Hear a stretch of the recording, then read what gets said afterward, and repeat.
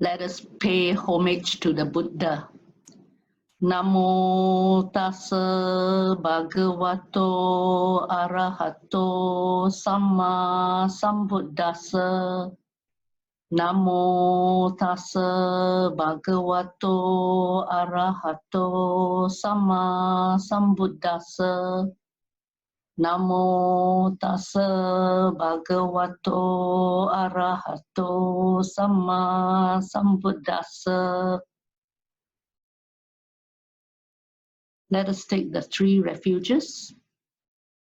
Buddhang saranang gacchami, Dhammang saranang gacchami, Sanghang saranang gacchami, Dutiyampi Buddhang saranang gacchami, Dutiyampi Dhammang saranang gacchami, Dutiyampi Sanghang saranang gacchami, Tatiyampi Buddhang saranang gacchami, Tatiyampi Dhammang saranang gacchami, Tatiyampi Sanghang saranang gacchami.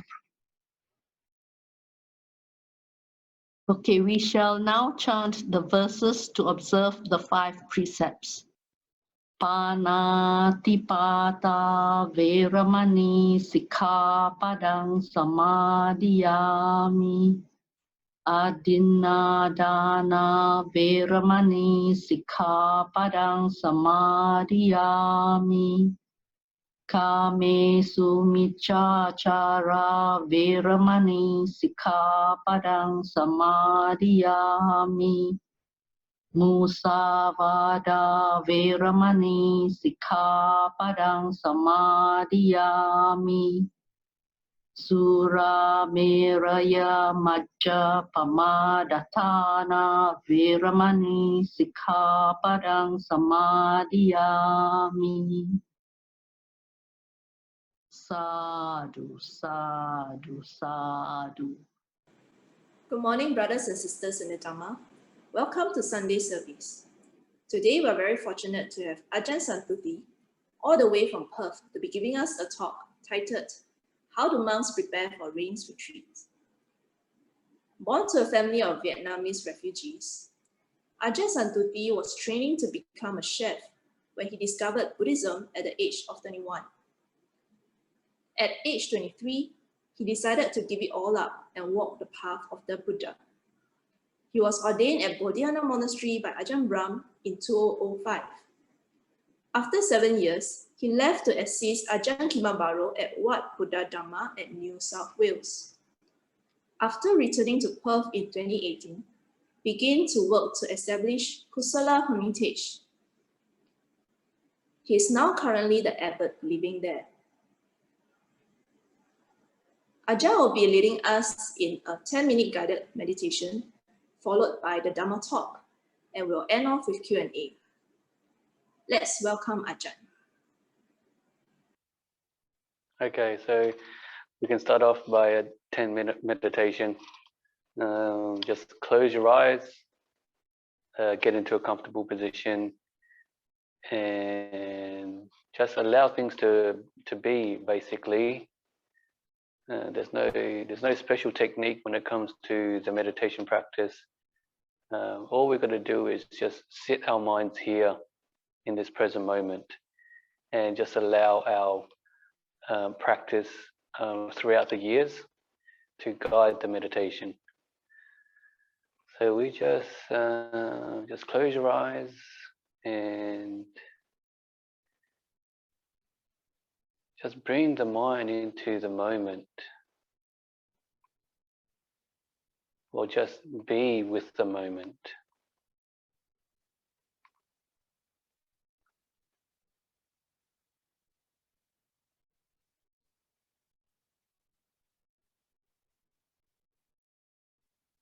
You're just allowing everything to slow down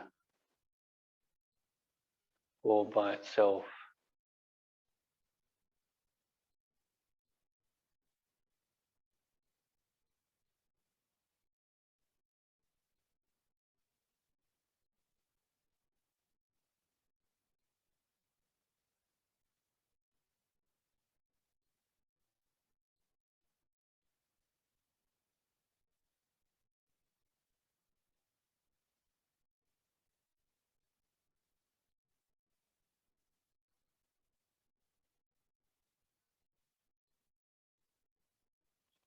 And just allow the mind to be the way it wants to be.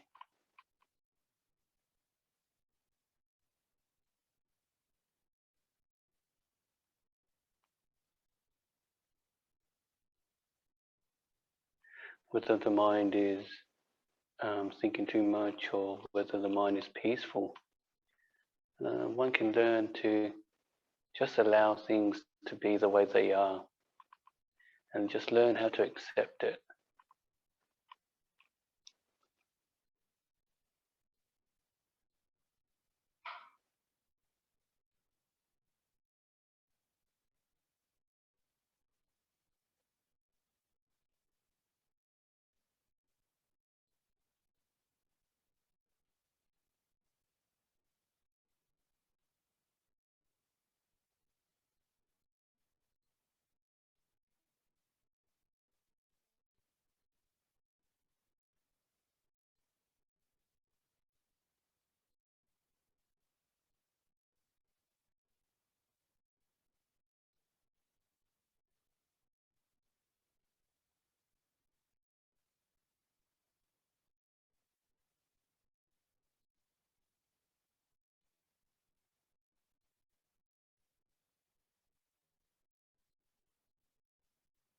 And just allow the mind to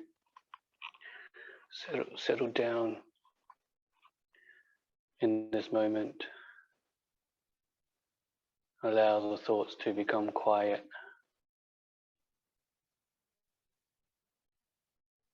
And then one can turn one's attention to watch the breath.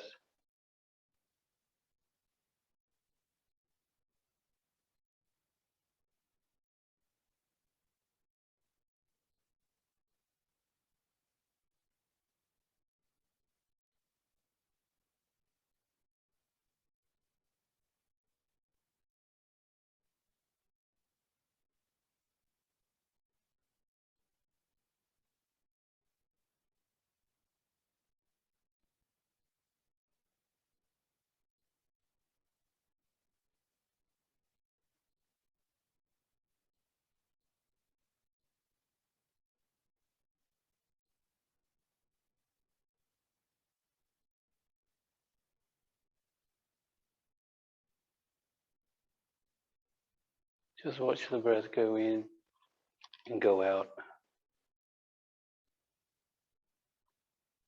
And allow the mind to be.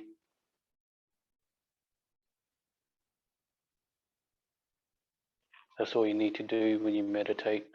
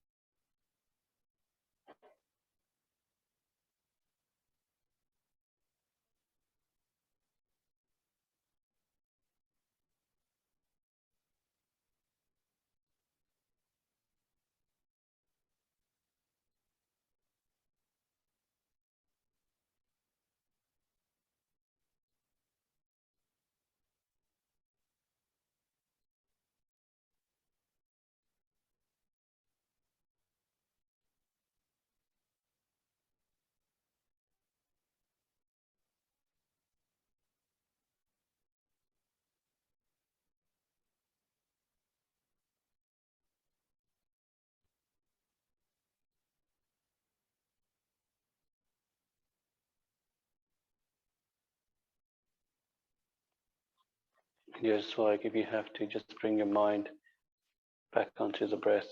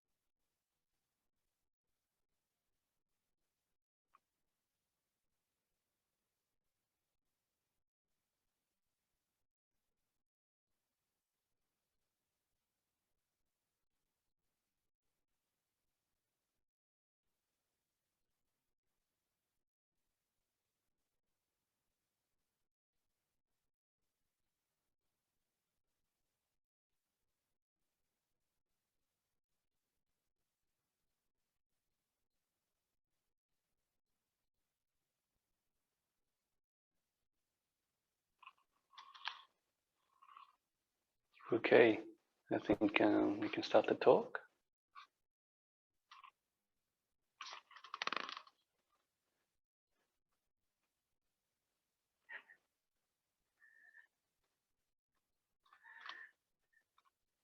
Okay, so tonight's talk is about how do monks prepare themselves for the rains retreat. Yeah, and it's just one of those topics that I had to choose from, and I thought, yeah, maybe that's a good idea. I can talk a little bit about it.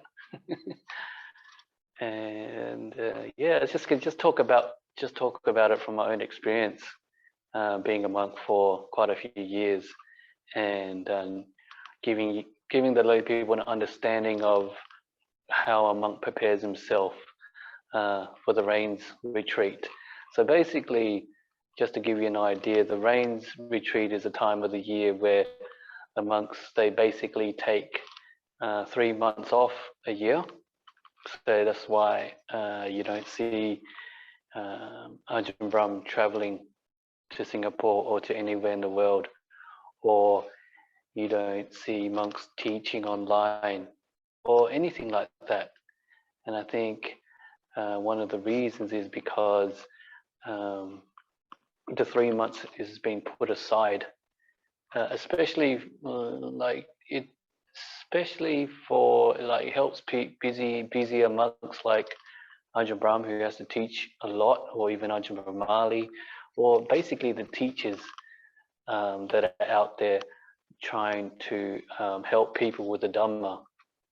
Is their time of the year to step away from that kind of responsibility and just focus on their monasteries or focus on their own practice.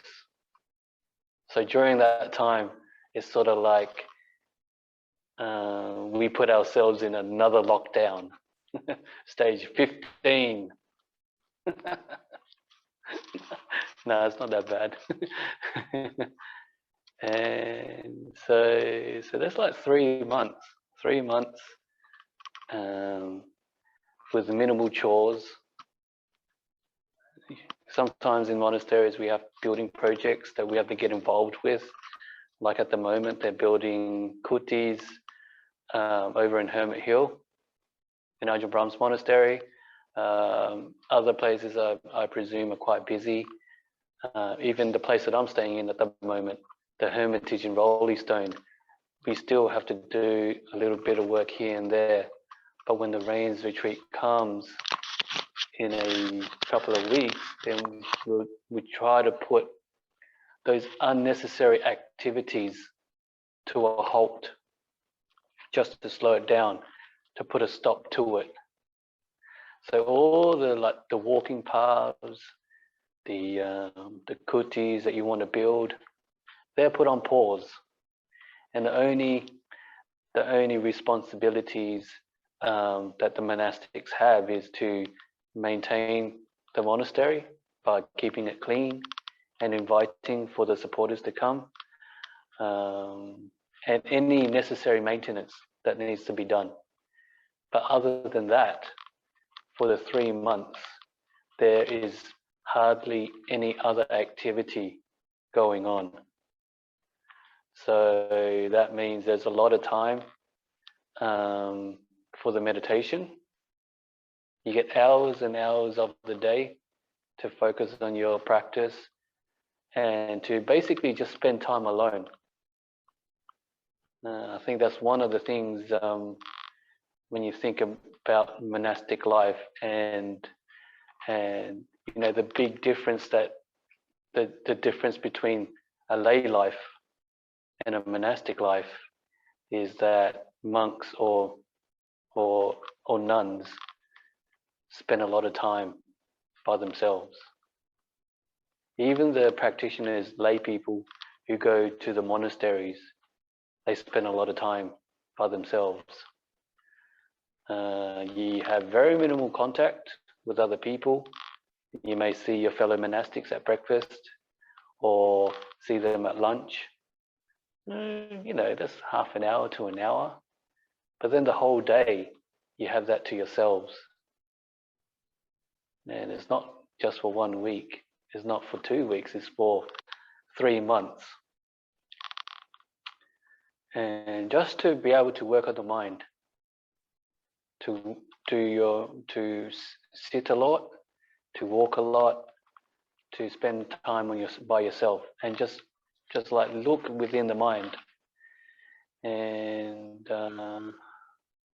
you know, outside of the rains retreat, it's kind of busy. You know, it's monks traveling here and there, and they have the opportunity to do so. I mean, if I felt like it right now, I can go and travel if I wanted to. I can go see my mother, or go over to the eastern states in Australia. But in the rains retreat, that opportunity has been taken away from you. But in terms of the like the physical aspects of a monastery, the change that happens is quite substantial, from a busier lifestyle to a very, very quiet lifestyle. And you can see that significance. And I always think that it's sort of like when you're living in a monastery, you can always sense that the rains retreat has come. It's like there's a build up towards the rains retreat. We have the ceremony and we enter the rains. And then in a sense, the whole mood in the monastery changes. Everybody's like more focused internally on their practice. And that mood just carries on until the 3 months ends. And then once it ends, it gets a little bit busier. The building projects start and the teachers will start traveling around. But in terms of like talking about like preparing ourselves physically, and then also the other side is like preparing the mind mentally, in order for one to you know, just spend time meditating. And I think like I think from personal experiences is the mind is the mind. There's no real preparation that you do to your mind when you enter the rains retreat. Practice is practice, whether you're practicing on the work site or practicing in your room meditating. Whatever, every moment that you have is an opportunity to live mindfully in the present moment. Every moment that you have gives you the opportunity to be kind. So the practice is always there. It's always there for you to develop. And yeah, it's like, so there's like mentally nothing special has to be done. If you've you know, if you develop the mind, like you develop virtual mind states, if you meditated throughout the year, your mind is calm and peaceful, and when you start to meditate, then the meditation is just the same. It's just easy. It's always there for you.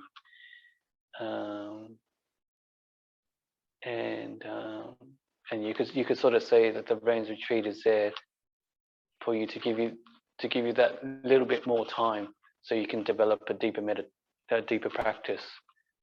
But yeah, you know, it's like when you're talking about the experiences of living a monastic life, or just like dealing with a 3-month meditation retreat. I think with anything that you do, after some time, it just gets easier. You know, first years as a monk, first 2, 3, 4, 5 years, it's kind of difficult. One is sort of like navigating the mind states, the negativity, the unhappiness, just trying to get used to a certain lifestyle which one has not been used to for a long time. And times can be tough, times can be challenging, but because one has made a commitment to just be patient with the practice, one learns how to deal with it in their own way. And I think that's one of the benefits of just being able to face whatever problems that you're going through in life, instead of running away from them. You know, in life, as people, we just tend to distract ourselves, and we have so many things out there to be able to do that. We can turn to the TV, we can go to the movies, we can go shopping, we can go do this and that. And that may take our minds away from the struggle that we may be going through, but it doesn't solve it. So as practitioners, as Buddhists, one of the ways to figure out what's going on in our minds, figure out why we are struggling, figure out why we are depressed or why we're having a difficult time, is to just face it, is to find a quiet place where you can just sit down and just look at the problem. As the monks, the practitioners that live in the monastery, the nuns, they will go back to their rooms with very few distractions, and the only thing that's there is them and their minds. And once you can start seeing what is going on within your own mind, then you can start to work with it. Then you can start to analyze it. Then you can start to understand it. You can understand, you know, why am I feeling this way? You know, why am I unhappy? And sometimes with these things, the unhappinesses of life, sometimes they just arise out of nowhere. And that could be one of the causes. You just wake up in the morning and it's just a bad day. It happens to everybody. And what we've it's like, you know, what can you do to it, to overcome it? And sometimes when you find yourselves in a situation like this, like a teaching that comes to mind is like, not all things last forever. Eventually, they will disappear. And I think one of the stories in Ajahn Brahm's book, which comes to mind, is about the prisoner who was doing, 10, 15 years in jail. And if you can imagine, being in a place that you don't want to be in can be a cause of a lot of suffering. And what he wrote, I think he wrote something on his bed or something like that. He wrote like, "This too will pass." So just reading those short phrases of "this too will pass," sort of like gave him some wisdom, so that he'll be able to just deal with what is happening during the day, dealing with the struggles that he's going through. Because that's the honest truth is sometimes when you're going through a difficult time, then all the Dhamma, all the food that you can eat, all the music that you can listen to, that's not gonna change your mood. So one of the ways to do it is just to be patient with it and allow it to vanish, allow it to disappear. And so these are the things that you learn to work with as a Buddhist practitioner. And I think like through many years of the practice, if we do it with a good heart and we do it with good intentions, the level inner happiness increases. So you don't feel upset, or you don't feel sad, or you don't feel those negative emotions or those negative thoughts too much anymore.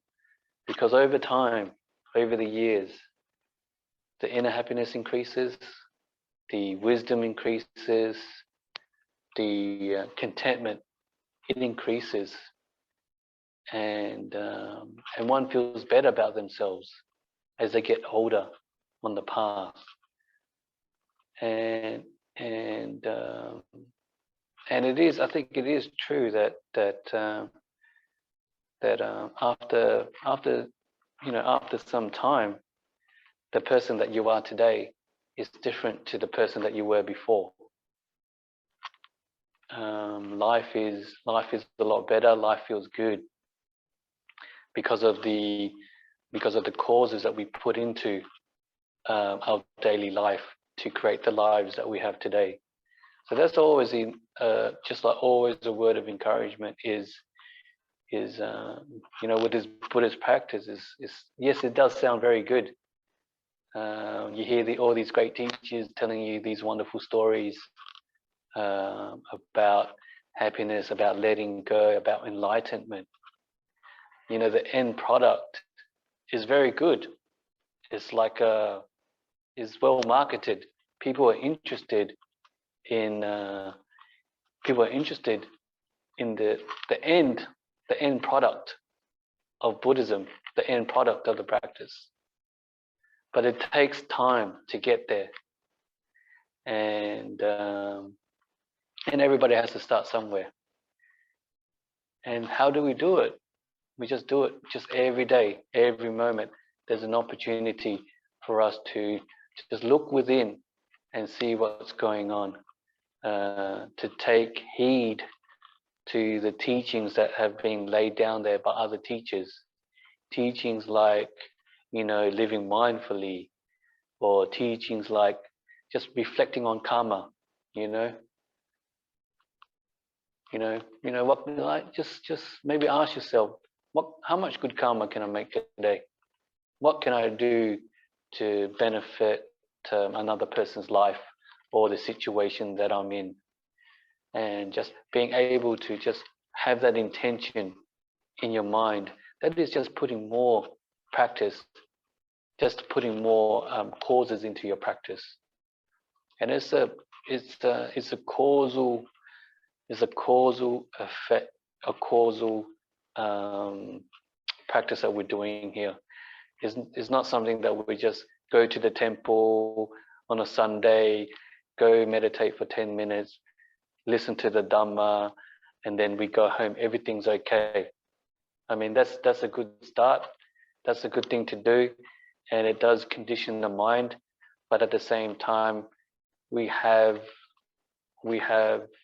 all day, all night, all week, all year to continue to put the causes into our lives, to bring up that level of internal happiness, to bring up that level of inner peace, to bring up that level of contentment, of this, I'm sure you get inspired when you see good monks visiting Singapore. You probably wonder, why are they so content?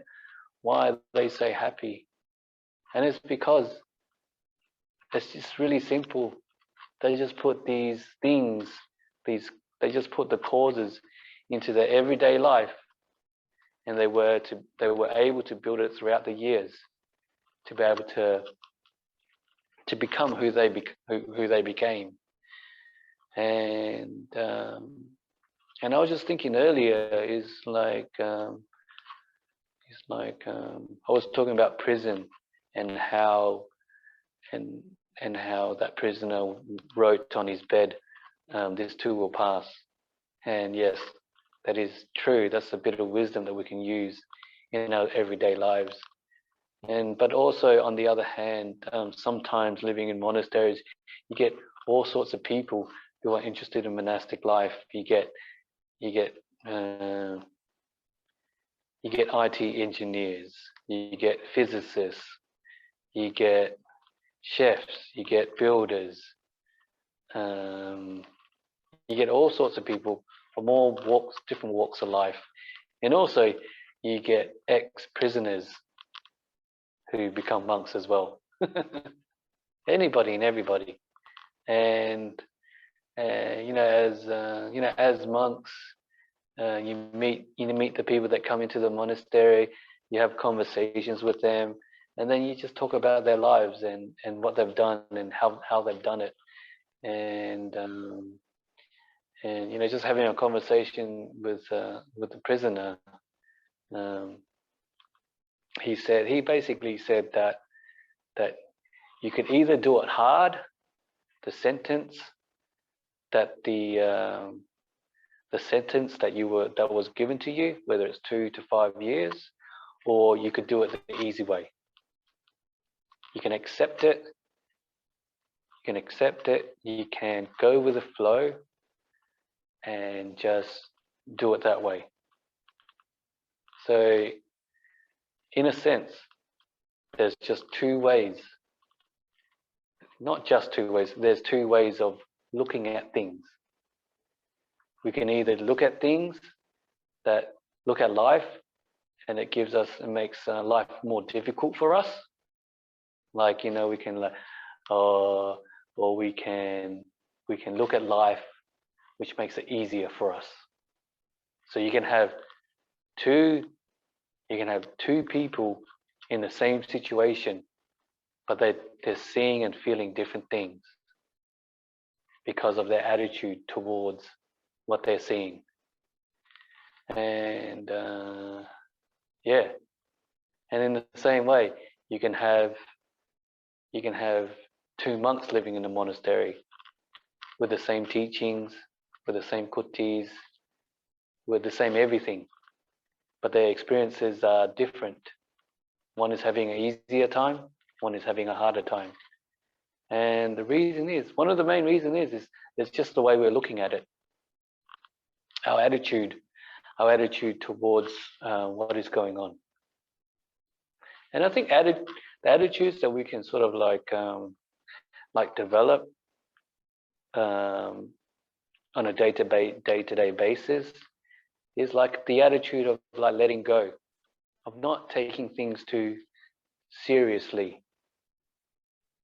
And whatever happens in life, whatever anybody says to you, you can just do your best to just let it go and not carry it around. Because sometimes somebody might say something to us and it gets stuck in our minds. And that stickiness of the mind, if you think about it, it's unpleasant. It's basically suffering. When was the last time you had some sort of thought that was in your mind and it just kept them going and going and going and going and going? Is that pleasant? Is that useful? Does that lead to like inner happiness or inner peace? No. When things like that happen, it's just unpleasant. You're suffering. So instead, if you can, just allow just let it's like easy to say, but if you can, you try to let it go. But if you can't, then you like try to avoid those things from happening again. Take yourself away from the situation, or take yourself away from the people that may cause you some sort of suffering or may cause you some sort of difficulty. Yeah, because sometimes when we're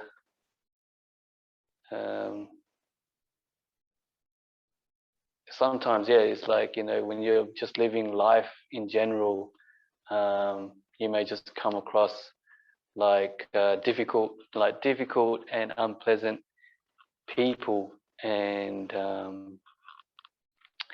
I think it's only wise if you can sort of just give yourself a bit of separation from them. And sometimes I think as Buddhists we have this idea where we have to be friendly towards everybody, and and that's a nice idea, and I think that should be practiced like as much as possible when you're meeting new people, or especially when you're meeting new people, you just meet people with open arms and open hearts, and just have a lot of kindness and metta towards them. But then after a while, once you understand, what people are like and things like that, I think it is also wise to just really depending on depending on let's say, like, some people are different. They can tolerate other people better than others. Everybody is different. Some people are more sensitive, etc., etc.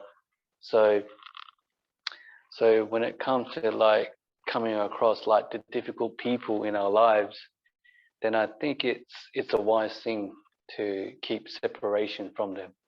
You don't like hate them, but you know your own mind, you know how it reacts, and because of that, I think it is wise to keep a bit of separation. Yeah, because the mind is more peaceful that way. And yeah, and sometimes life is like that. You know what I mean? It's not always perfect. It's not always easy. And opportunities like this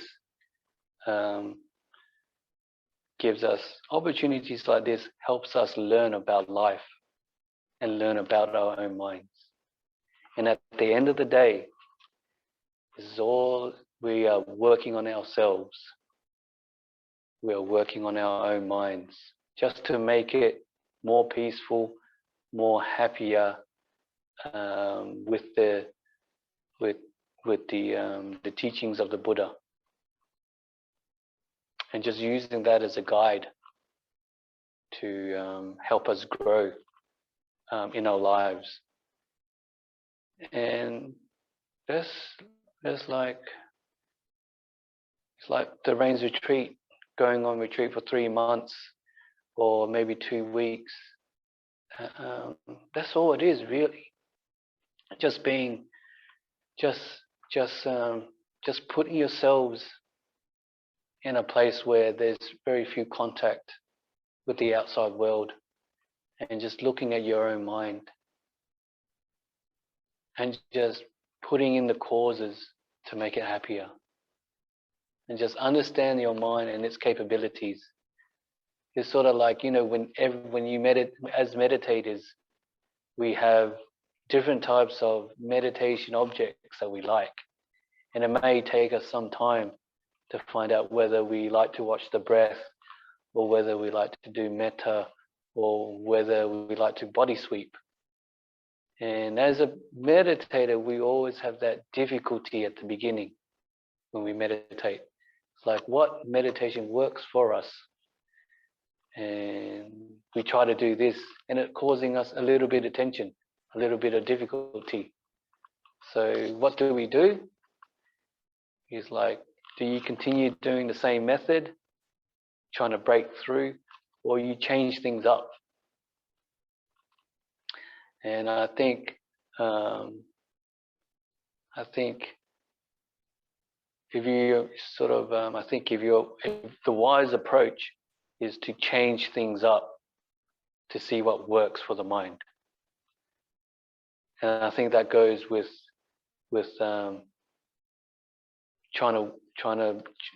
I think that works with when you're trying to look internally, and trying to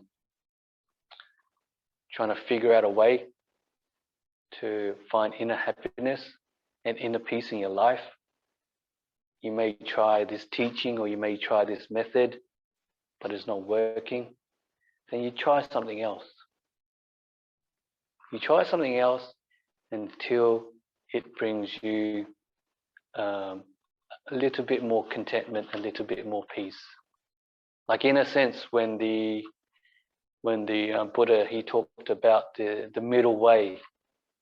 The middle way is like, you know, sometimes you maybe sometimes it's like it's the middle way, but in a sense, when we get thrown into this monastic life with Ajahn Brahm, it's not the middle way practice. It's like finding your own way. Finding your own way. That's what it basically feels like as a practitioner. You get given all these teachings from different teachers, and basically you just got to find your own way. And it's, yeah, you just try this and that, and that's all you can do. And you just learn, and as a monk, you just learn things along the way. And then people ask you to teach, and you just share those experiences with other people. And I was like, just thinking about like mental, like healthy mental, healthy, like developing a healthy mind is something that, you know, something that I've been thinking about, and just moving into Kusala Hermitage, into a new environment, and just seeing how people are, you know, their minds and their moods, and how, if they're happy or if they're not. And I think if you create a good environment, then the environment, you know, the way you treat people, the way you talk to them, and all that kind of thing, that will help improve their mental health, or improve their inner happiness or contentment. So that's what we try to do. That's what I try to do here. That's what I try to do here, is just to live life and organize life in a way where it brings out the best in people. And you can sort of see the results by how people react to the place that they're living in. And you can just see the, you know, the monks, you know, the monks, they're quite you know, happy here. It's like they're happy here. It's like, what have you been doing to create that happiness for the people that's living around you? And I think there's like many things that come to mind. It's just like how you treat people, how you talk to them, and also not being you know, you're not controlling as a person, and you just allow people to be. And also the one thing that I've noticed is that sort of allow them to find ways to contribute in helping to sort of like build a hermitage, whether that's through building work, or whether that's through having their own projects, just to give them that something to do, that so they can give back to the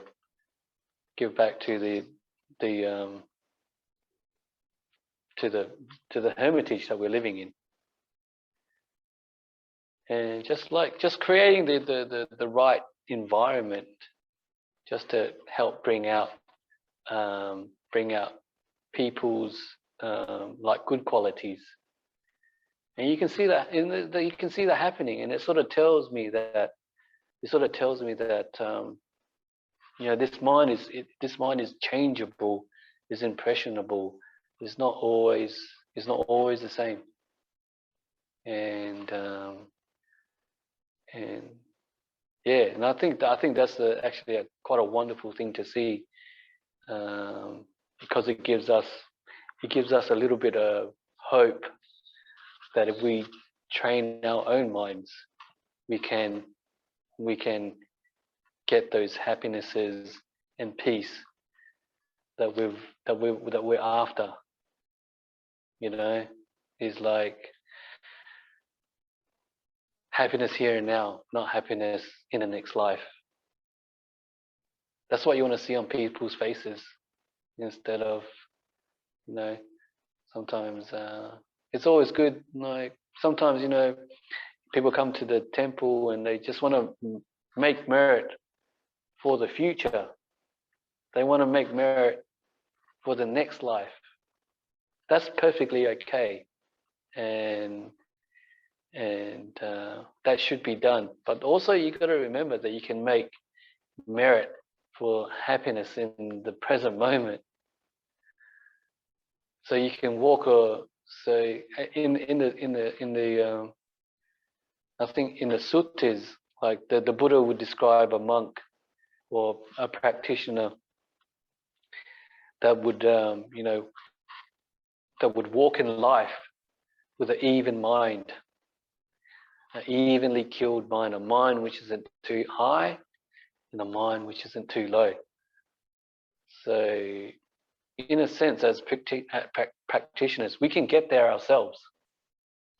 And I was just saying on and on and on. It's all about just putting in the causes of what we've learnt into our daily lives as much as possible. And each and every one of us, we come across different obstacles, and we just have to learn to deal with it in our own way. And like I said, you know, things don't last forever, and things may be tough, but if you can build up that inner happiness higher and higher, the inner peace, then the tough times, the hard times don't return as much as they used to. I think one of the monks described it as, you know, you have the ocean, and life is like up and down, up and down, up and down. And you have the level of the ocean. And that level is like our inner happiness and inner peace. And I think like as you practice more, that inner happiness and inner peace, it just goes up higher and higher and higher. And the waves are still there, but they're not as strong anymore. And they don't come around that often. And it's because you've created a life for yourself where you understand your own mind to a certain extent, and you know what to do and how to deal with people. You practice meditation, and you go out and do good things for other people. It's just a culmination of things. It's a culmination. That's why it's like the Eightfold Path, you know, right view, right speech, right mindfulness, right wisdom, all those kinds of things. They all come into play. And yeah, it's kind of interesting, the journey for, like, you can probably understand it yourselves as long-term Buddhists. It's sort of like before you were a Buddhist, you thought differently, you lived life in a different manner. And then after many years as being a Buddhist, just your whole way of thinking changes. It's very hard to describe, but you're a Buddhist, in a sense, you're a Buddhist without needing to think about it, if you know what I mean. You're a Buddhist without needing to study too much. You're a Buddhist naturally. It's like in your being kind of thing. So instead of you're kind of living life in that way. The way you talk has been conditioned by the Dhamma for many years. The way you live your life has been conditioned by the Dhamma for many years. And like living busy lives, you know, just try to find time of peace and quiet. Find a quiet room where you can meditate. Just close, like when I teach meditation, when I teach meditation, it's, for me, it's all about just, you don't really have to do that much because all the work has been done before. It's like how you live your life, how you speak to people, the merit that you've made over the years. That sort of changes your mind in a sense where, like I said, there's more contentment in things like that. So when you sit down, you don't have to do anything. You just need to sit down and meditate, and the contentment's already there. The inner happiness is already there. And so there's no real, like, so in a sense, you don't really need to try too hard to be a meditator, because in a sense, you've been meditating your whole life. Like, yeah. And it just becomes like a seamless practice inside of a seamless practice, living your daily life and doing your own personal, like, reflection and doing meditation. And it's just like recently, Ajahn Brahm, he gave a talk in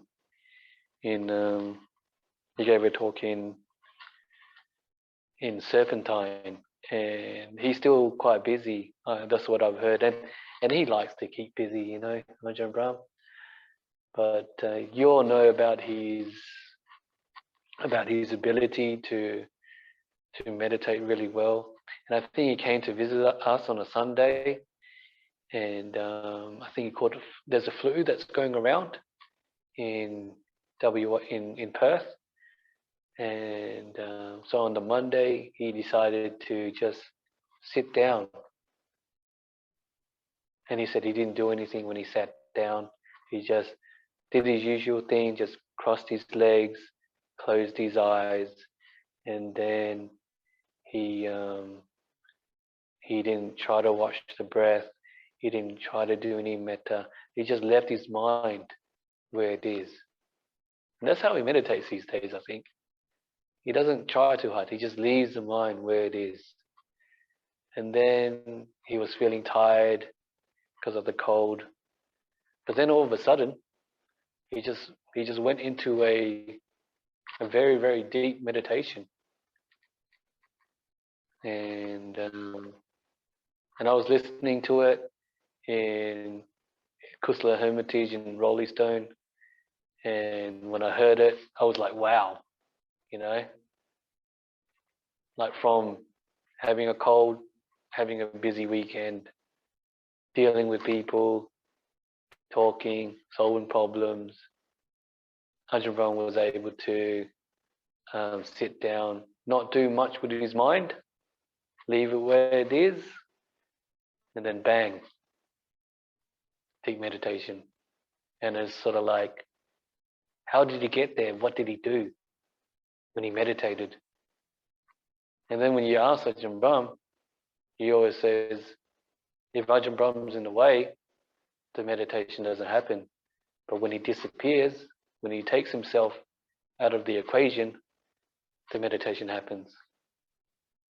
And I just think about it, you know, he just left his mind where it was. And you're probably wondering why. I try to do that when I sit in meditation. I just leave it where it is, and it's just running all over the place. It's thinking about this, it's thinking about that. But that's normal. That's where your mind is.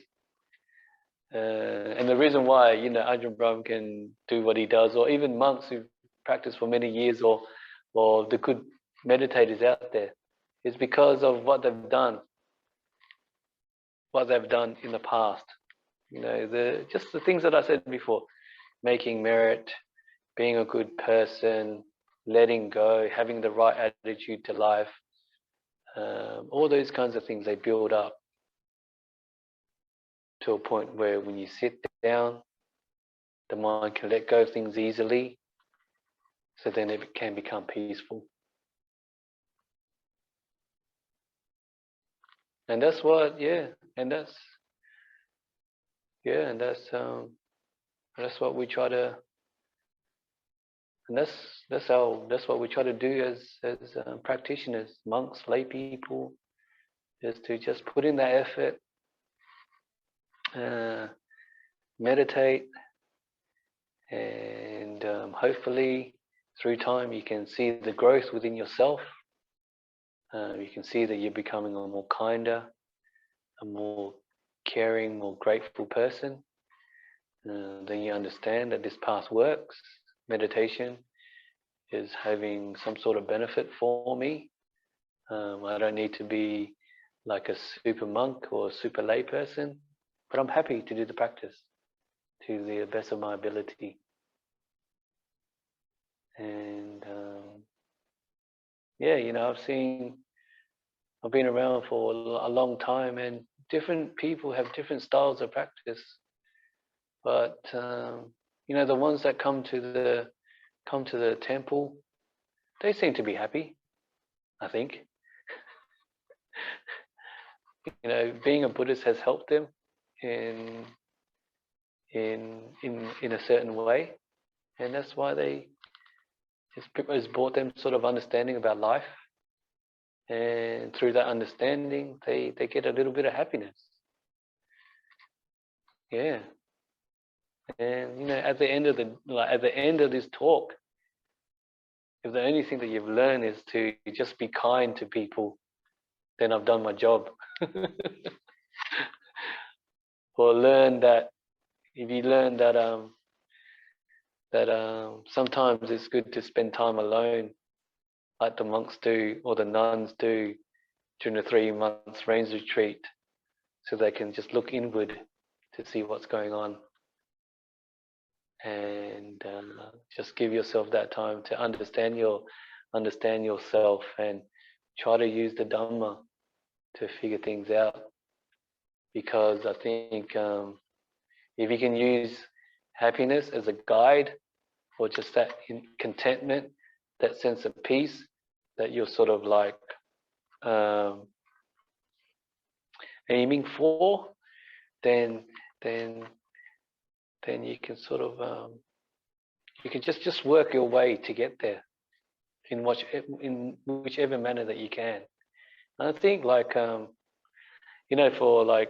for example, when I was a younger monk, sometimes you try to put a lot of hours into the practice, and then you sort of like hit a brick wall. You're not feeling too happy, and the more you meditated, the worse it got. And that's pretty weird. You should get better, right? I'm putting hours of meditation into the practice, but it's not getting any better. So then you got to think of ways of what can I do now? Because you always get taught, like from Ajahn Brahm, is contentment. Just do what you can to get a little bit of contentment in your life. So when I came across like difficult times like that, I would go and do something else. I would go for a walk, or I'll go talk to another monk, and then that allows you to sort of like separate yourself from that difficulty. And then once the mind calms down a bit, I'll just go back to my room and I'll sit or I'll walk. And the mind is not so like not so moody anymore. It's like it actually feels refreshed, and then the meditation's going well. So those are the little things that you kind of learn when you're being alone with your mind, on how the things that you do to it does affect it. So yeah, it's like sometimes when we find ourselves in a difficult situation, maybe try to do something else, trying to figure something out, and just see how you go. Yeah. Sometimes it's not good to just wallow in your sorrows for too long. It's good to have a break from them. Yeah. It's one of the things, it's like, I think one of the things, like with people staying in monasteries for a long time, they can just get themselves into a rut, where they're just stuck and they can't find any way out of it. And yeah, it's kind of hard. It's kind of sad to see, but that happens. And maybe sometimes they just need a break from it all, and then they just get back. They just have a break from it all, go for a walk or do whatever, and then they can continue to practice again. So yeah, I think I end my talk there. Thank you, Ajahn. Yeah. Great talk. Was it okay? Yes, Ajahn. Okay. Okay, that's good. That's good. We have some questions lined up, asked by a few people. We will start with Sister Xuan. You'll ask your 2 questions first. Okay. Okay. The first question, right? Let me see. So how to deal with boredom on a very, very long retreat? Boredom on a very long retreat. Yeah. How do you deal with boredom on a very long retreat? Go in a shorter one? No. So yeah, you just learn that it. You just learn. You just have to. Sometimes you just got to be with it. There's nothing that you can do about it because you committed yourself to like a really, really long retreat, and you try to use the Dhamma to help you out. But sometimes the boredom is just there, and you just got to live with it, and then hopefully eventually it will pass away. Yeah, I think it's different for everybody. Some people are better at dealing with these things, but yeah, at the end of the day, it's something that you just got to be with and just suck it up for 1 or 2 days, because it doesn't really last forever. Eventually, it should disappear. Yeah, go talk to you can always find sometimes like you can distract yourselves. That's one of the things that some people do. Yeah, I remember in the early days when the monks would get bored, or the lay people, they would go to the library. In the library, there's like a cabinet, and behind the cabinets there are books for monks to read when they get bored. And they're usually like comics or something like that, so they can read about it and just take their minds off things for a little while. Yeah, it's almost like a little circuit breaker. It's because what happens is you get bored, and then sometimes you get too intense, and it's just like a lot of suffering. So sometimes having a distraction is good for you. Yeah. So it's just to like direct the mind to like sort of to take a break. Yeah, you're allowed to do that. You're allowed to do that in. It's not hardcore Buddhism. Then what about those yogis who stay up in the Himalayas, high up in the caves, and they don't have any comic books? So what do they do? I'm not sure what they do. I mean, I'm not sure what they do. You need to have somebody follow them around 24/7 to actually know what they're doing. But how do they survive so high up in the caves? I have no idea. Yeah.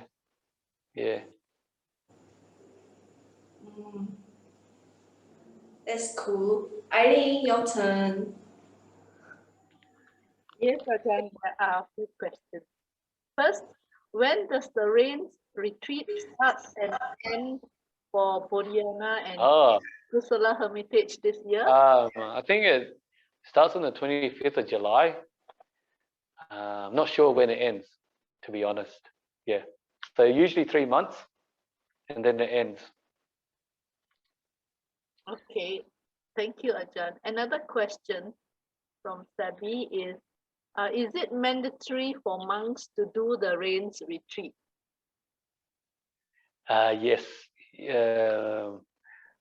I think I'm not too sure entirely, but from the way Ajahn Brahm's, like if you're ordained with Ajahn Brahm, then it's mandatory that you do it. But I'm not too sure what the Vinaya says about it.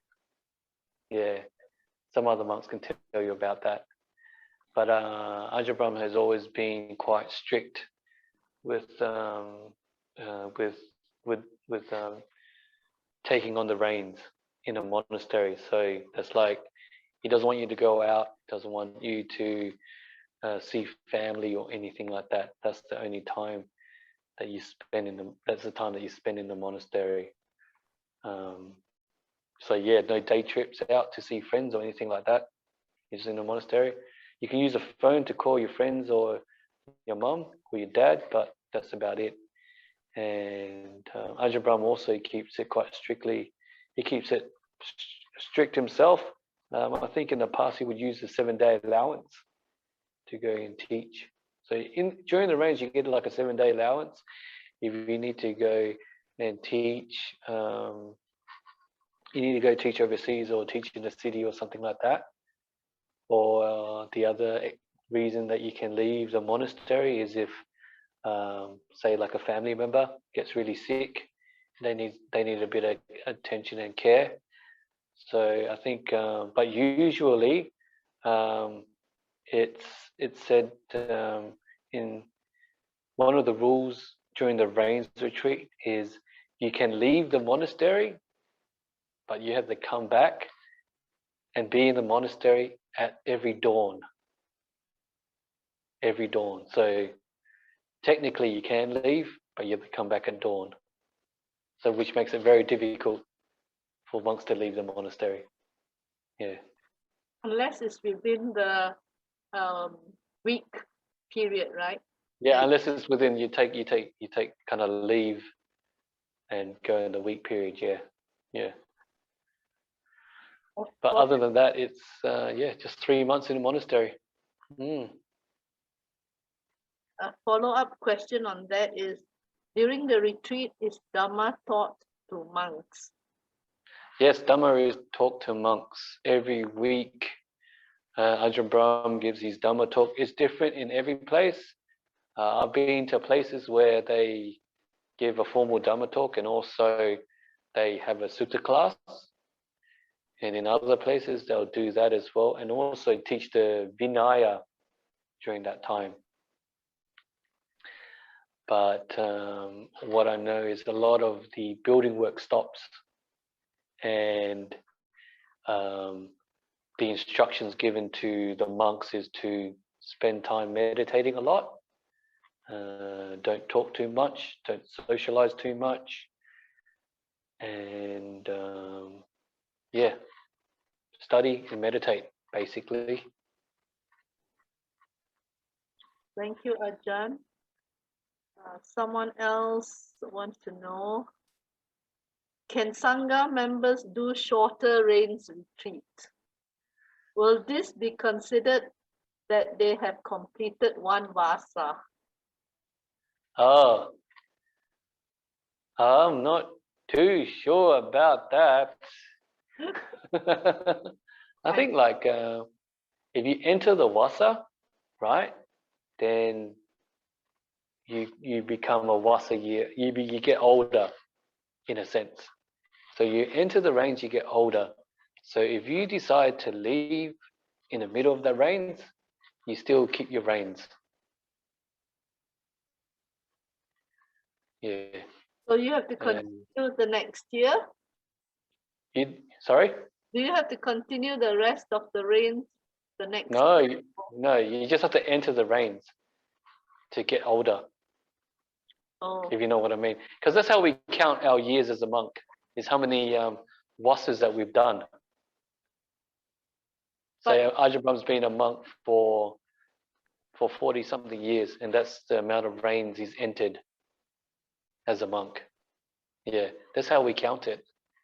And I remember when I think I was a novice, and one of the monks, he had a heart condition, I think. and he had to leave the monastery. He had to break his reins to go live in Dhammaloka so that we could look after him. So he's closer to the toilet and all those kinds of things. So even though he broke his reins, because he entered in the monastery, he still became a year older. Thank you, Ajahn. But what I've learned recently is that you can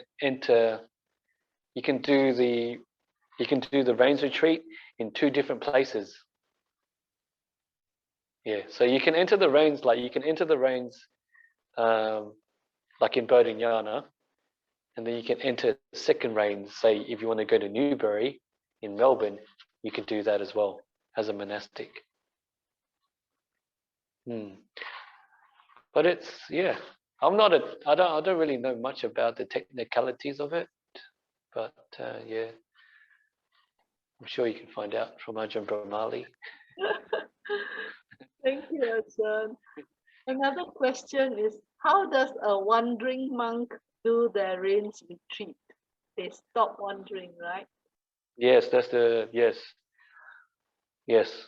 So that's one of the things that you hear as a monastic is you have these traveling monks. You do have traveling monks in this day and age who just like to go traveling from place to place. But when it comes to the time of entering a rains, then they have to find a monastery so they can enter and stay there for the whole 3 months. That's how it's usually practiced.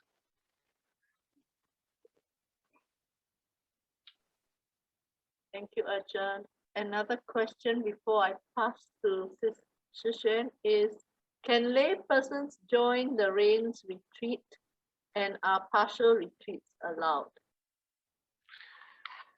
You mean partial as in 2 or 3 weeks during the rains? Yes, I think Okay. For jhana growth they do that. I'm not too sure. I think it changes all the time.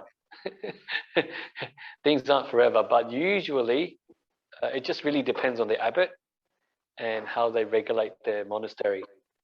I think in the past, or they still do that now in Bodhinyana, if you want to stay there for the rains, I think you have to stay there for the whole 3 months. But when it comes to Jhana Grove, I don't think you need to spend the 3 months, right? You can go there for a couple of weeks or whatever, and then go back to wherever you came from. Here in Kusala Hermitage, because we're quite new, we've only been here for about 3 months. We do have a spare room, and because we don't have much interest in anybody wanting to stay here for 3 months, then I'll just open it up for people to stay for 1 or 2 weeks if they want to. So it just really depends on the situation of the hermitage or monastery that you're living in or that you're visiting. It determines on how the rules are set. Yeah. So it just really depends on where you go. But generally, I think you have to dedicate yourself for the 3 months. I think. Ajahn, I just have 2 more questions, which I will combine them together. So the first one is, if you're a lay person ordained, but the person does not have enough good karma to become a monk, is it true that they will die? I mean, I heard stories before, I don't know if it's true. Then the second question would be, what kind of good karma must a lay person have in order to be ordained? What was the first one? If they die because if a person ordains, but if the person does not have enough good karma to stay as a monk, is it true that the person will die? I mean, I read it somewhere before. Like a physical death? Yeah. No, yeah. I don't. No, I think. No. That's not true. That story not true. About that's gonna. If you hear that, that's just gonna scare people from training. Because if they don't make it, they're gonna die. No, that's not true. I don't think that's true. Yeah, because like when you think about when you think about, because I have seen a lot of people ordaining and disrobing, and yeah, in a sense, you know, there is some sort of karma there that took them away from the monastic life, and I think also sometimes, you know, they don't actually fit in monastic life, in a sense where the meditation is not going too well, or there's something there that they're discontent about. Maybe they have too many cravings for the world, or maybe they're too unhappy in a place, and they're perfectly acceptable reasons for somebody to leave monastic life. So whenever we see somebody disrobe, we don't fault find them, we don't criticize them, but instead we try to understand where they're coming from. You know, they have their reasons. Things may have become too difficult for them, or just maybe, you know, for them, their time in monastic life is finished, and they feel like moving on. And we kind of like, and that's the kind of approach that we take when we see somebody disrobe. You know, we don't see it as, oh, you made some bad karma, now you're gonna die. It doesn't happen. That it's not, like, in a sense, if you look at it, they became a monk. They've done so much good. They've dedicated their lives to like meditating, trying to do their best in the practice. That's heaps of good merit they've made. You know? And once they leave, they ain't gonna die. They're gonna win the lottery. Nah. So you know what I mean? Like, it's just the way you look at it. I think you can look at it in that way as well. They actually have made heaps of good karma. That's good to know. Yeah.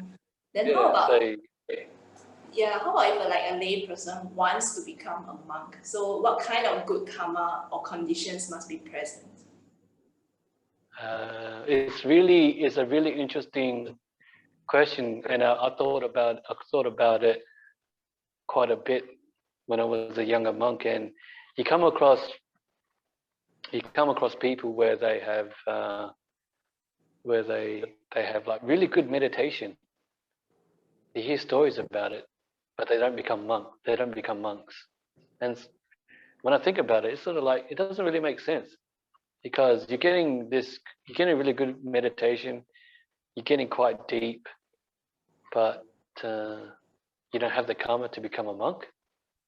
And the reason why it didn't make sense to me is because it was only like a logical step for me, is if somebody's having good meditation, then they'll take the next step to become a monk or monastic, because that kind of environment, that kind of lifestyle lends in more seclusion, which gives you opportunity to get deeper meditation on a regular basis.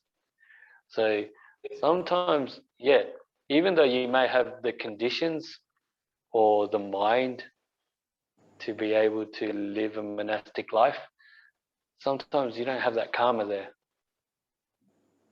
You know what I mean? And sometimes people have the karma to become monastics, but they don't really fit into a monastery. You know what I mean? Like, yeah. So these kinds of people, they come in, they don't really fit, or whatever happens, you know, they don't get along with community, they cause trouble and all that kinds of things. And that happens too. Yeah. So, yeah. But it's interesting. It's like really interesting if you're trying to think about people entering monastic life, is like, when you think about Buddhism in the West, some of these people haven't had any exposure to Buddhism, but then when they get older, they read a couple of Dhamma books, they reflect they reflect upon the Dhamma, and then they become monks. There's like some sort of karma there that sort of propelled them to this kind of lifestyle. But then when you look at other people, like people from Asian cultures where they've been brought up being a Buddhist, they've been brainwashed and all that kind of stuff, and all that brainwashing, all that conditioning, they don't have the karma to become monks. So it's like a very interesting, it's kind of interesting to think about, but you cannot really come up with a definite answer, if you know what I mean. There's no real definite answer, but it's fun to think about. Thank you, Ajahn. I think the question came about from stories about those who, let's say monks who became enlightened, fully enlightened, and not monks. I mean, if a lay person becomes fully enlightened and doesn't get to ordain as a monk, he does not see a purpose in living, and so he will die within a week or something like that. Is that the suttas or just folk saying? I'm not too sure. Is that the suttas? We have heard it a few times. I think, yeah. They said it from the suttas. I'm not because I'm not sure whether they are from suttas or from teachings being passed down. But we have heard this stories a few times already, so that's why it's to our mind. Okay. Yeah, it's a bit sad if they kill themselves. I know it seems to be they just don't have the will to live anymore. Yep. Yeah, if they don't become a monastic to teach or whatever, they just finished their life. Yeah. So they just no will to live, so they don't eat much and they slowly die or something like that. I'm not too sure, to be honest. Yeah. Okay, Kim, you want to ask your question or should I ask for you? Oh, I think maybe she's not in. Okay. It says, Dear Ajahn, need advice. My mind is now on an even keel. I don't get too happy and I don't get too unhappy. This is because I do mostly watching of thoughts and feelings. This type of meditation has numbed many highs and lows. Help! I need more joy and I miss my highs. How? Oh, don't know what's going on. Yeah. She wants her joy back. Maybe she should try to do a different type of meditation, because I think if you're meditating properly, you're more like in tune with the environment, and because you're more in tuned, you can pick up like the happinesses and the joy that surrounds you.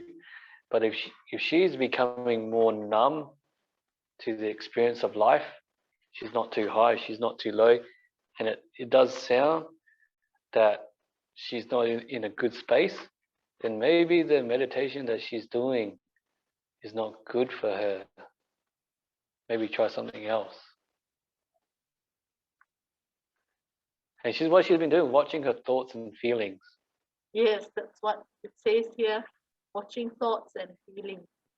Yeah, sometimes it's yes, we can do that, but a good one is always like to just I think mindfulness practice in everyday living, like bringing your attention to whatever you're doing in this present moment and using your body to anchor yourself in the moment. So like in life, we have to always walk somewhere.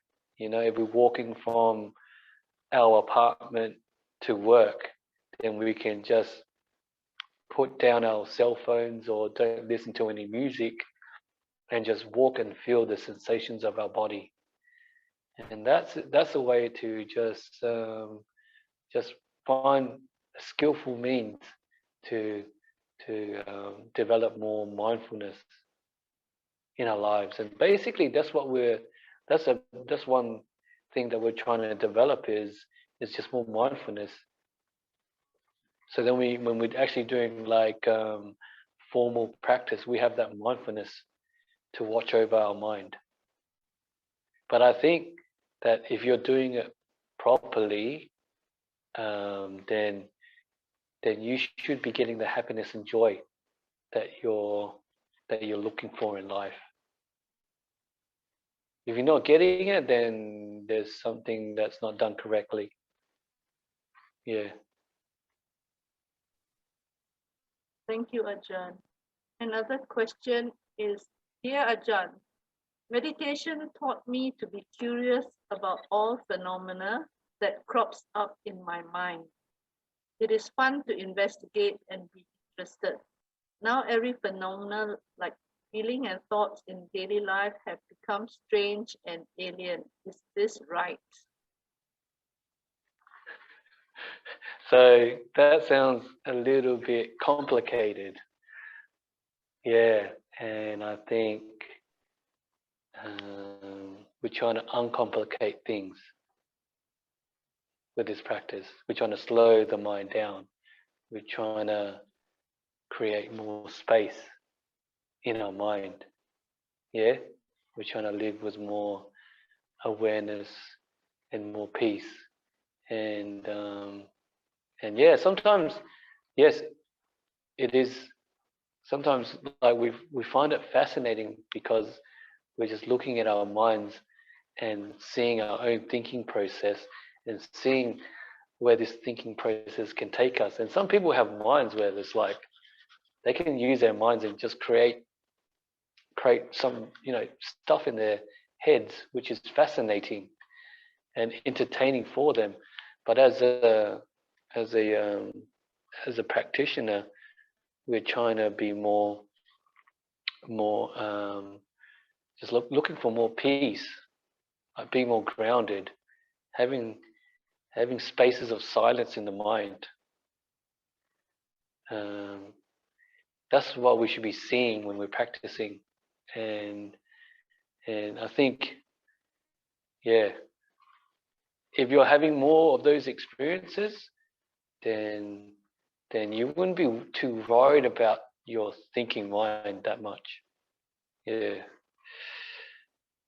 So yeah, I mean, sometimes, yeah, like I said before, some people have the ability to think in ways where they find their thinking very, very fascinating, and it just entertains them for many, many hours, and that's just normal. That's who they are. But as a meditator, we're trying to step away from that and develop more. That's why we have like objects like watching the breath.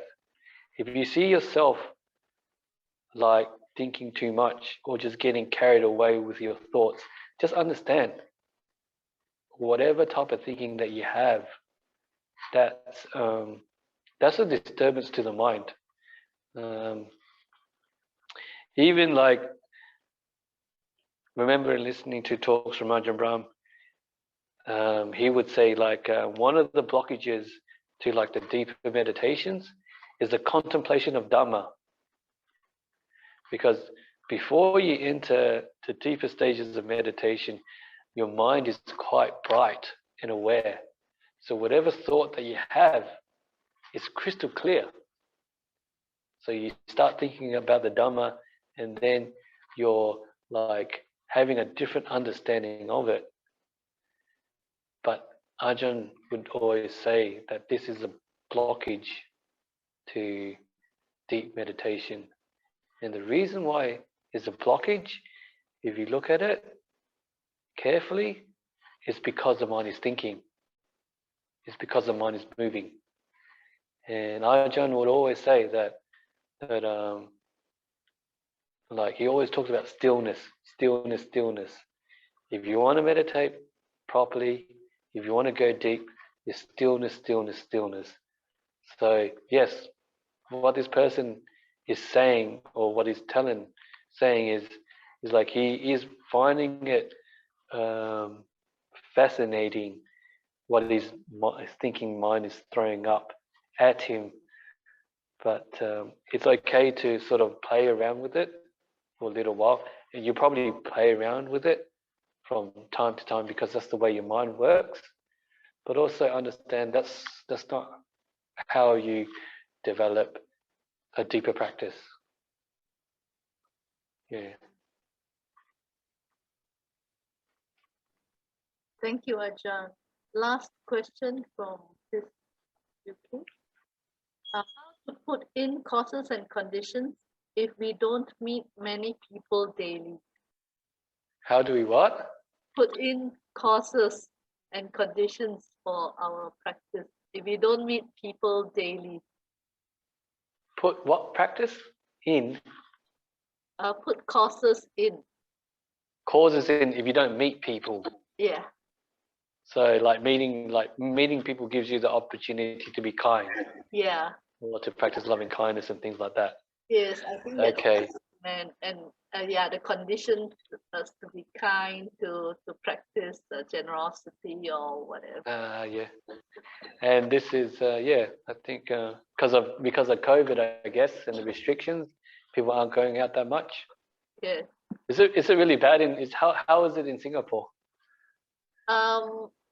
Because recently there were a few cases increased to double-digit cases in Singapore. Yeah, from single digit to double digit. Now it has gone back to single digit because of the 3 weeks more what do you call higher alert, and people start staying back in their home. Okay, yeah, people just a bit cautious to stay back in home. Yeah. Yeah, and I think 3 weeks there was no dining out.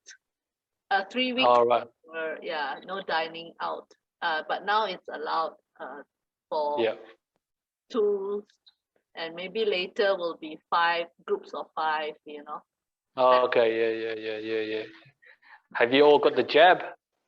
Some of us, vaccines. Yeah. Yeah. Good. Go get the jab. It's good for everybody. Okay, so I think for this, I mean, sometimes you don't have the opportunity to go out because of the circumstances that you're living in. It's time to do maybe different type of practice. Yeah. Instead of like, you want to meet people and talk to them and and be able to practice Buddhism in that kind of way. But if you can't do that, you can practice Buddhism in a different kind of way. You can do that in your home. You can what is it? You can meditate a bit more. You can do a bit of study, or maybe you can just find creative ways to reach out to people. Yeah, to be able to practice a bit of metta, a bit of kindness. Maybe give yourself a challenge and just the people that you haven't talked to for a while who are close to you, maybe just give them a call and talk to them or do something like that. You know what I mean? Yeah. I think you can always think of something to do in this kind of situation. And I always feel that just reaching out to people is also good for mental, just good for just personal well-being. Is having good friends to communicate with. Yeah, and it may be tough for some people, and you do hear about it, that having these restrictions just keeps them inside their homes, and because they're not used to it or because something is going on, some people out there do find it quite difficult to live in these kind of circumstances.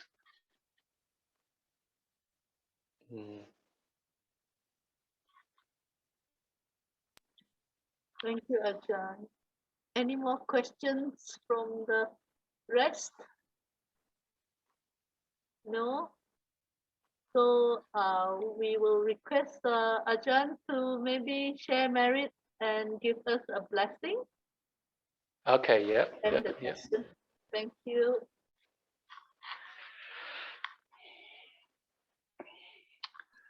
Bhavantu sabba mangalang rakantu sabba devata sabba buddha nubhave nasada soti bhavantu te bhavantu sabba mangalang rakantu sabba devata sabba dhamma nubhave nasada soti bhavantu te bhavantu sabba Pamangalang rakantu sabba devata sabba sangha nubhavena sada soti bhavantu te. Sadhu, sadhu, sadhu. Thank you so much, Ajahn, for accepting our invitation. Yes, yes. No. So what's happening for you guys during the rains? So you just get like lay people to teach, or do you have some monks that teach as well? We are Or nuns? Huh? trying to see who we can get to teach Ajahn. Okay. Yeah. No problem. Ajahn Brahm is exceptionally busy. Sorry? We did ask Ajahn Brahm, but He's quite busy, is he? yeah, he's very busy. How often does he teach with you guys? We try not to disturb him too much. So it's been 6 months. 6 months. Huh? Every 6 months? Yeah. No, we try to try him every few months. But then Every few months. yeah. But recently he's been busy. Yeah, he is. Yep.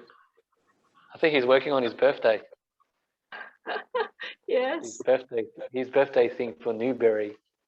I'm sure he's told you about that. Yes. We have received invitations for that metta meditation as well as greetings for Ajahn. Oh yeah. So I think the organizers are just going around getting other monks to give like guided meditations and a short talk for about an hour, and then they're going to have some sort of marathon for a couple of days or something like that, where they just play talks to dedicate merits to Ajahn Brahm. First to the 6th of August. Sorry? From the 1st to the 6th of August. Yeah. Oh yeah. That's a long time. That's a long time. Before the celebrations are on the 7th, right? Sorry? The celebrations will be on his birthday itself on the 7th. Yeah, yeah. 70 years old. Yes. You know, Ajahn has he was something interesting. Like for some reason, something is stopping him from traveling. So what was happening was he was booked to go to Melbourne twice. Did you hear about it? And then the 2 times that he wanted to go, before the flight left, there was a COVID outbreak in Melbourne. So basically, if he goes there, he has to come back in quarantine for 2 weeks, and he doesn't want to do that. So the 2 times that he had to go, he had to cancel. So there is something out there stopping him from flying. He's not going to go to Singapore anymore. We heard. No, I'm just joking. We heard Ajahn Brahmali is in quarantine now. After Yes. from Sydney. Yes. Yeah, when he was there, I thought they thought that he might have been. They might keep him there because it was like at the beginning of the outbreak, but then you get this like G2G pass or something like that that allows like important workers to come back to where they live. Yeah, so he was able to come back and he has to quarantine for 2 weeks. And then we had a little outbreak in Perth. So then the talk on Friday was cancelled. Yeah, you know the Delta strain? Mm-hmm. Yeah. So it's actually pretty easy going in Perth. It's like things are basically back to normal. Like, you know, people going out, they're going to nightclubs, they're going to eat at restaurants. Pretty much everything is normal. And then we have like an outbreak. And then the government will shut us down for like 3 or 4 days. And then they do their contact tracing, they do their tests.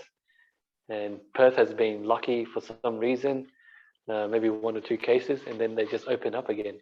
But just slowly open up, you know, like, so for the next 3 days, we only allowed 10 people in the house. We all have to wear masks. But then on Tuesday, everything is back to normal again. So yeah, it's pretty easy going in Perth. Yeah. Okay, thank you so much, Ajahn. Okay. Can we all say sadhu? Sadhu, sadhu. So, Sadhu. Thank you, Ajahn. Okay, bye-bye. bye. Bye-bye, take care. Take care. Have a good race retreat. Dedication of merits. Let us invite all sentient beings to participate in our acquired merits. Etta vata cha amhehi sampadang punya sampadang sabbe deva anumodantu sabba sampati siddhya. Etta vata cha amhehi sampadang punya sampadang sabbe bhuta anumodantu sabba sampati siddhya. Etta vata cha amhehi sampadang punya sampadang sabbe satta anumodantu sabba sampati siddhya. Let us dedicate the merits of participating in this wholesome Dhamma activity to our departed relatives and friends. Idang me tinang ho tu sukita hontu tayo. Idang me tinang ho tu sukita hontu tayo. Idang me tinang ho tu sukita hontu tayo. Sadhu, sadhu, sadhu. Thank you, Ajahn, for the inspiring talk. Next week, we have Bhante Buddha Rakita, who will be giving us a talk on a topic which is an easier goal, heaven of stream entry. Thank you and goodbye.